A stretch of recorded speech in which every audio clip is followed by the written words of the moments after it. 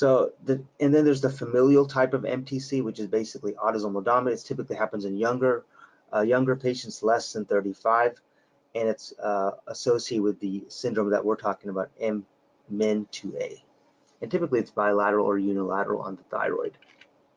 So like I said earlier, most of this disease is typically already metastasized, and one of the most common areas that metastasize is typically to the bone. And that's where typically it metastasizes to, but it can metastasize to the lung, liver, brain, and skin. And in the lung, it can cause a lot of hoarseness. Especially if it goes to the trachea and then eventually the lung, and a lot of respiratory problems. So it's pretty severe. Now, so the next one is basically, I want to just go back to MEN2A again. So MEN2A, like we said, it has medullary thyroid carcinoma, and it also affects the adrenal gland as well.